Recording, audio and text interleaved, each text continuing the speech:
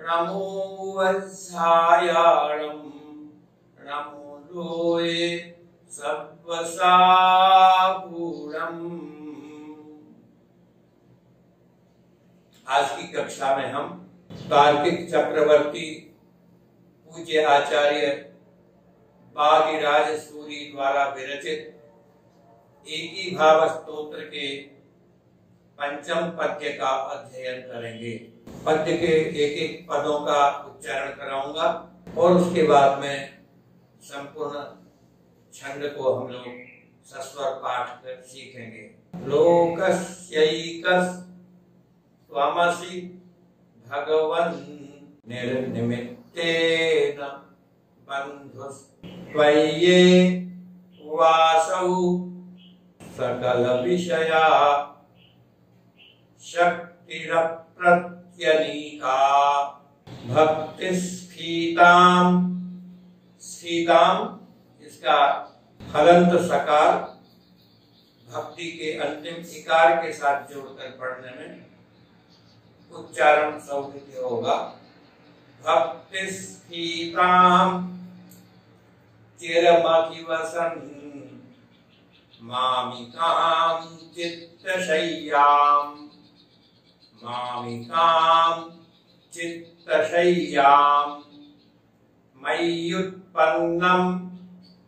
मय्युत्पन्नं कथमिव ततः क्लेशयूथं सहेथाः। लोकस्यैकस्त्वमसि भगवन् निर्निमित्तेन बन्धुस्त्वय्येवासौ सकल विषया शक्तिरप्रत्यनीका भक्तिस्फीताम् चिरमधिवसन् मामिकां चित्तशय्याम् मय्युत्पन्नं कथमिव ततः क्लेशयूथं सहेथाः। जो यहाँ संधि युक्त पद हैं उनको पदच्छेद करते हुए एक एक पद को अलग अलग करके बोलेंगे। आप गौर कर लीजिएगा। लोकस्य आगे फिर आएगा एकः त्वम् असि। ये चार पद थे, संधि के नियमानुसार इनको मिलाकर एक कर दिया गया। लोकस्य एकः, अ के बाद ए है, अतः ऐ नामक वृद्धि संधि दोनों वर्णों के स्थान में हुआ। अ प्लस ए बराबर ऐ, इसे हम वृद्धि संधि कहते हैं। फिर एकः त्वम्, यहाँ विसर्ग को सकार हो गया है। विसर्ग संधि के नियम में सत्व संधि का यह नियम है। त्वम् असि, म हलंत है। हलंत वर्णों में आगे आने वाला स्वर स्वतः मिलता है। यहाँ कोई संधि का नियम नहीं, बल्कि संस्कृत अथवा हिंदी में जितने शब्द हैं हम उच्चारण करते हैं, व्यंजन में स्वर जोड़ करके ही लिखने की परंपरा नागरी लिपि में हिंदी और संस्कृत भाषा में है। परंतु अंग्रेजी भाषा में वहां स्वर अलग लिखे जाते हैं और व्यंजन अलग लिखे जाते हैं। ध्यान दें। त्वम् असि त्वमसि भगवन् निर्निमित्तेन बन्धुः, विसर्ग का सकार हुआ है। त्वयि एव असौ, तीन पद हैं। त्वय्येव असौ, त्वयि एव में छोटी ई की मात्रा, त्वयि एव असौ सकल विषया शक्ति अप्रत्यनीका। शक्ति विसर्ग, रुत्व संधि हुई, विसर्ग कर रहा हो गया है। शक्ति अप्रत्यनीका भक्तिस्फीताम् चिरम अधिवसन, यहाँ भी चिरम के हलंत म में अधि शब्द का अ जुड़ करके म पूरा हो गया। चिरम अधिवसन मामिकाम चित्तशय्याम मयि, यह में छोटी की मात्रा, उत्पन्नम इकार के स्थान में यह हुआ है। मयि एक या तो पहले ही है, फिर मई के इकार को भी यह हुआ, उत्पन्नम का उस यह में पू मिल गया, मय्युत्पन्नम, मई और दूसरा पद उत्पन्नम, कथम इव ततः क्लेशयूथम सहेथाः। इस छंद में यहां आचार्य श्री ने यह बताया है कि जिस व्यक्ति के हृदय रूपी शैया पर भगवत जिनेन्द्र विराजमान होते हैं, वहां दुख समूह कैसे रह सकता है। जहां परमात्मा है वहां तो दुखों का लेश मात्र भी हो नहीं सकता। शब्दों का अर्थ बतला रहा हूं, गौर करेंगे। भगवन, हे जिनेन्द्र प्रभु, त्वम शब्द का अर्थ है आप, लोकस्य, लोक के अर्थात संसार के प्राणियों के, निर्निमित्तेन, बिना निमित्त के, बिना किसी प्रयोजन के अथवा बिना स्वार्थ के,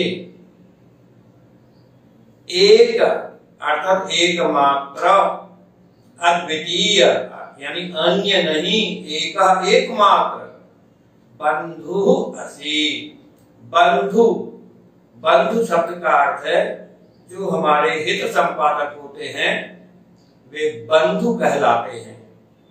तो हे प्रभु, आप मेरे एकमात्र बंधु हैं।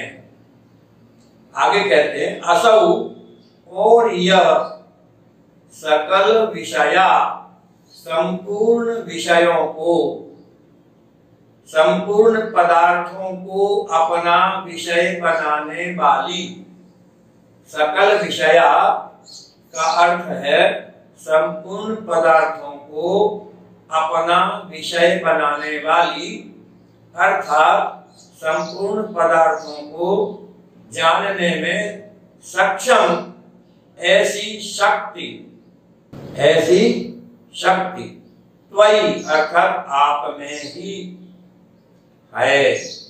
और वह कैसी है शक्ति? अप्रत्यनीका, प्रत्यनीक माने बाधा होता है, प्रत्यनीक माने विपरीतता होता है, प्रत्यनीक माने व्यवधान युक्त होता है, पर अप्रत्यनीका आप में जो वह शक्ति है सकल विषयों को जानने की, वह शक्ति संपूर्ण प्रकार की बाधाओं से, अंतरायों से रहित है। अर्थात हम लोग हमारी आंखों में पदार्थों को देखने की शक्ति है, पर यदि आंखों के और पदार्थों के मध्य में कोई अन्य पर्दा आदि आ जावे तो बाधा आने पर हमारी शक्ति खत्म हो जाती है। पर जिनेन्द्र प्रभु की तीव्र ज्ञान की शक्ति ऐसी है कि वह दुनिया की किसी भी बाधा को से बाधित नहीं होती। तीनों लोगों के पदार्थों को एक साथ जानने की उनमें शक्ति है। तो आगे कहते हैं वे कि ततः, तब अथवा इस कारण से, मामिकाम माने मेरी, मेरी क्या? चित्त शैया पर, चित्त शैयाम, मामिकाम चित्त शैयाम, मेरी चित्त रूपी शैया पर। अब चित्त रूपी शैया कैसी है? तो आचार्य श्री कहते हैं भक्ति स्थिताम, भक्ति के द्वारा जो विस्तार को प्राप्त हो गई है, ऐसी चित्त शैयाम, ऐसी चित्त शैया पर अधिवसन निवास करने वाले आप, मयि उत्पन्नम, मुझ में उत्पन्न हुए, क्लेश यूथम, क्लेशों के यूथ अर्थात समूह को, क्लेश का दुख, परिताप, आताप, विघ्नादि क्लेश हैं, और क्लेशों का यूथ अर्थात समूह, उस समूह को कथम, कथम एव, कथम इव होना चाहिए, कथम इव, किस तरह से सहेथा आप सहन करोगे। यहां सहन करने से अपन अर्थ लेंगे कैसे आप स्वीकार करेंगे। अब मैं शब्दों का अर्थ बता दिया, संपूर्ण श्लोक का भावार्थ आपके सामने रखता हूं, कृपया आप लोग ध्यान देंगे। इस छंद में आचार्य महाप्रभु ने भगवत जिनेन्द्र की महिमा का गान करते हुए कहा है कि हे प्रभु, आप संसार के समस्त प्राणियों के क्या है, आप अकारण बंधु हैं। देखिए, हमारे बहुत सारे हम लोगों ने बंधु मान रखे हैं। जैसे हम अपने भाइयों को बंधु मानते हैं, पिता को बंधु मानते हैं, मित्र को बंधु मानते हैं, भगवत जिनेन्द्र भी बंधु हैं। तो इन सांसारिक बंधुओं में और भगवान रूपी जो बंधु हैं उनमें क्या अंतर है। हमारे संसार में हमारे जिन जिन से बंधुता है और जिन्हें हम मोह के कारण से अपना बंधु मानते हैं, हकीकत में वे सब किसी न किसी स्वार्थ से आबद्ध होकर बंधु बने हुए हैं। कोई न कोई प्रयोजन है बंधुता का, कोई सांसारिक संबंधों के कारण से हमारा बंधु है, तो कोई हमारे किसी न किसी अन्य प्रकार से जुड़ा हुआ होने के कारण से बंधु है। माता पुत्र का बड़ा अच्छे प्रकार से पालन करती है, पर हृदय में थोड़ा सा स्वार्थ तो ये रहता ही है कि वृद्धावस्था में ये हमारी सेवा करेगा। तो सांसारिक जितने संबंध हैं वे सब प्रयोजन हैं, सब स्वार्थ हैं। पर भगवत जिनेन्द्र, आप तो हमारे अकारण बंधु हैं। हमारे प्रति आप जो हमारी सहायता करते हैं, हमारा जो हित करने वाले हैं, तो उस हित करने के पीछे आपका कोई प्रयोजन नहीं है, आप तो बीतराग हैं। तो यहाँ बताया गया कि हे प्रभु, एक बात तो यह कि आप बंधु इतना नहीं कहा कविराज ने, उनका अकारण बंधु, निर्निमित्त बंधु आप हैं। और दूसरी बात यह कही गई है कि भगवत जिनेन्द्र ही एक ऐसे देव हैं जो सच्चे आप्त हैं, क्योंकि वे अपने केवल ज्ञान के द्वारा तीनों लोकों के सकल पदार्थों की सकल पर्याय को एक साथ जानने की शक्ति रखते हैं। ऐसी शक्ति वही आप में ही है। और कहा ये शक्ति तो आप में है कि आप एक स्थान पर बैठे हुए स्थित होकर के भी तीन लोक में जितने चराचर जगत के प्राणी अथवा अन्य पदार्थ, अन्य द्रव्य हैं, समस्त द्रव्यों की त्रिकालवर्ती समस्त पर्यायों को आप एक साथ जानते हैं। ये शक्ति आपके अंदर, ये दूसरों में नहीं पाई जा सकती। और यह आपकी जो शक्ति है, इसकी एक विशेषता और है कि आपके संपूर्ण पदार्थों को जानने की जो शक्ति है, वह शक्ति संसार की किसी भी बाधा के द्वारा बाधित नहीं हो सकती, रोकी नहीं जा सकती, अवरुद्ध नहीं हो सकती। इतनी बात कहने के बाद अब आचार्य से कहते हैं, जब ऐसे ऐसे आप गुणों से युक्त हैं, तब आपके प्रति मामिका मेरी जो भक्ति है और उस भक्ति के द्वारा विस्तृत जो मेरी चित्त सैया माने हृदय रूपी आसन जो मेरा है, सैया से अभिप्राय जहां पर जीव विश्राम करे, रुके, ठहरे, कोई भी पदार्थ वो सैया है। तो मेरी चित्त रूपी सैया पर, मेरे मन रूपी सैया पर, ऐसी मन रूपी सैया जो आपके प्रति मेरी भक्ति है, उस भक्ति से वह चित्त सैया और विस्तृत हो गई है, विशाल हो गई है।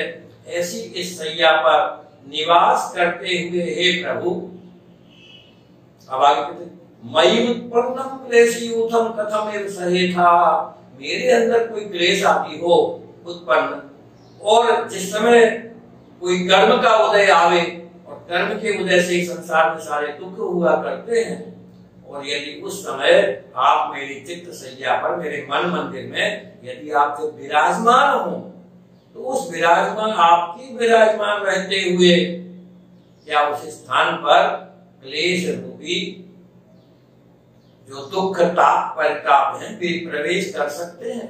नहीं कर सकते। ये कह रहे आप उनको कैसे सहन करेंगे, का मतलब आप स्वीकार कैसे करेंगे?